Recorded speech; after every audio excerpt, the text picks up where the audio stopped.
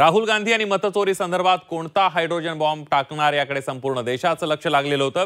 राहुल गांधींची पत्रकार परिषद 24 तास लांबली होती आणि त्यामुळे त्याची उत्सुकता आणखी ताणली गेली होती। राहुल गांधींच्या आजच्या पत्रकार परिषदेत मतचोरीच्या आरोपांचा पुढचा अंक पाहायला मिळाला। ज्या मतदारसंघामध्ये काँग्रेसचं वर्चस्व होतं अशा मतदारसंघात मतं डिलीट करण्यात आल्याचा आरोप राहुल गांधींनी केला। शिवाय काही मतदारसंघात भाजपने स्वतःचं प्राबल्य वाढवण्यासाठी मतदारही वाढवल्याचा आरोप राहुल गांधी यांनी केलेला आहे। अलग प्रदेशों में वोट डिलीट कर रहे हैं, ऐड कर रहे हैं। इलेक्शन कमीशन जानता है, ज्ञानेश कुमार जी जानते हैं। अच्छा, ये सिर्फ आनंद में नहीं हुआ, ये अलग अलग कंस्टिट्यूएंसीज में हुआ है। आनंद में लीगल प्रोसेस चालू हो गई, पकड़ लिया।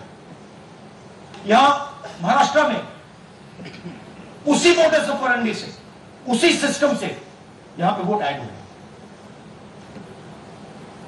आनंद में डिलीट, रजौरा में एडिशन, 6850। आपको याद होगा पिछले प्रेजेंटेशन में मैंने आपको नाम दिखाए थे, ये देखिए वही नाम यहां है।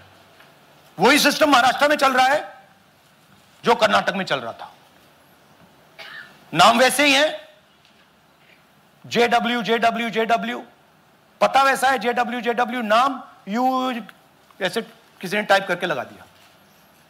तो जो ये काम कर रहा है, ये उत्तर प्रदेश में, हरियाणा में, बिहार में, कर्नाटक में, महाराष्ट्र में वही कर रहा है।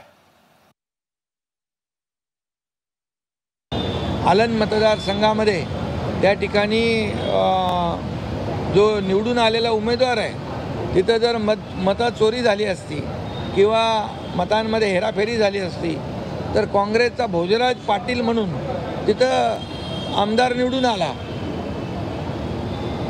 मग हे कसं काय? मग मतचोरी कोणी केली?